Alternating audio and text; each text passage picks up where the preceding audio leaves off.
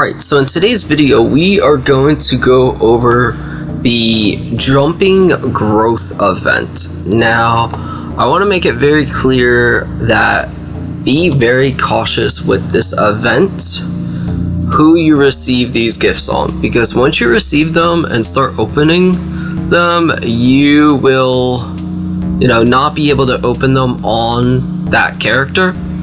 So currently I'm on Mifba, and I'm gonna say from my experience, I know I don't want these on Mifba because anything important can't be banked. All the other stuff, I know I could bank it and transfer it to Mifba if I want. All the card rewards, cards are account bound, so I'm gonna hit receive on another character because I know that with these gifts, it's very important that you put whatever character you want to have level 7 stones on, because these stones are going to be bound to that character. You will not be able to bank them, and it's important that they're the most useful item. And if you have a character that has level 7 or higher stones, it's not worth putting them on that character. I would open the gifts on a different character. So I'm gonna go through because I know Mifba has them, and I'm pretty sure my Valk either has a level 7 bound as well, or my Reaper has them. So I'm gonna check real quick my Valk, because I think my Valk is the one that needs the higher level stones. So I'm gonna check the Valk first. It's gonna pop up with this. I am still gonna hit receive on another character because I'm not sure if I want to put them on my Valk, as my Valk does have level 3s. So what I'm gonna do is I'm gonna go back to the character log, and we are gonna reopen the Valk to have them on the Valk. That way my Valk now will have level 7. So we reload into the Valk. It should pop up again, and then we just simply accept it and then start opening everything. Yep, here it is. So I'm gonna hit receive gifts, and now that my Valk has them, I can simply just open these. And the heroic ghost stuff isn't really useful for this Valk, because it's all, well, I guess the rare stigma exchange coins is pretty useful. But basically now your goal is to just get a high enough level so that you can get to the final tier. So I open that one up, get all those goodies, and we open up the storage crate to 1. Have to at least be level 620 or higher. So I'm gonna open that up. Now we look through our inventory for storage crate 2 at 630. Go ahead and open that one up. And again, like I said, all of these items, like the legendary, stigma exchange coins, all of that stuff you can bank. So there's really no reason to open these up on a character except for one that you want the level 7 stones. As we can see, I can keep going. I gotta go 660. Next one I need 680.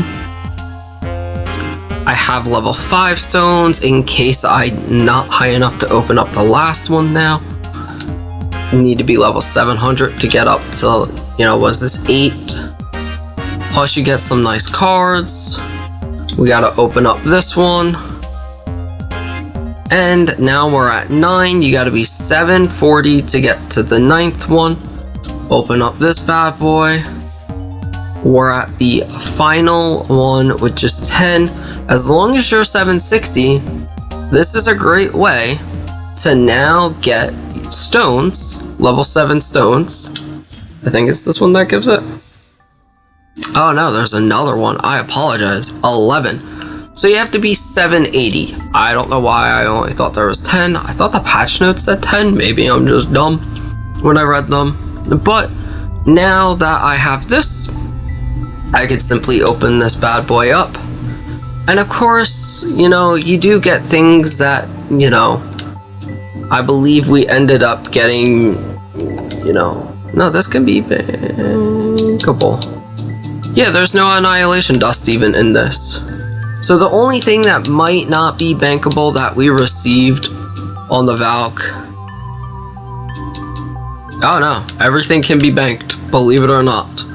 And since we have fluorite shards, we can bank these and then upgrade them to the higher shards. Unless they fix that. Let's actually take a look, because that's something that we want to check.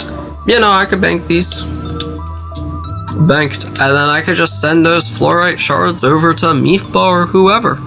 So, within that basically all of this good stuff, you could easily just bank it, send it to any character, where the real items we want out of this is these Event 7 bound stones, which are, I'm going to be honest, very OP to get from this event. So make sure, if you haven't opened yours already, be cautious, put it on a character that at least can get the use out of these stones, because these take the longest to grind out of all that stuff. And the only other thing that I would argue like takes longer to grind is potentially, I don't know, it's probably actually the card crates that you get.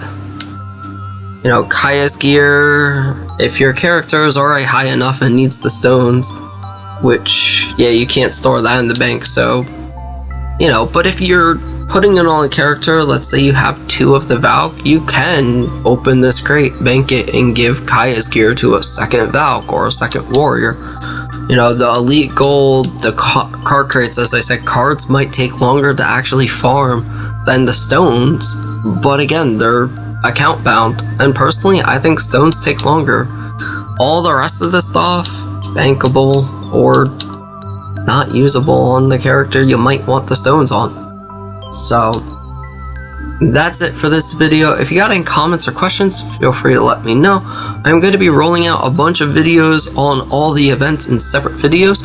Let me know if I should have done all the events in just one big video, or if y'all think quick, short content on each event is better. So, that's about it. Hope you have a wonderful day or night. Thank you for watching. If you're not subscribed, please consider doing so, as it really helps my channel out. That's about it. Peace!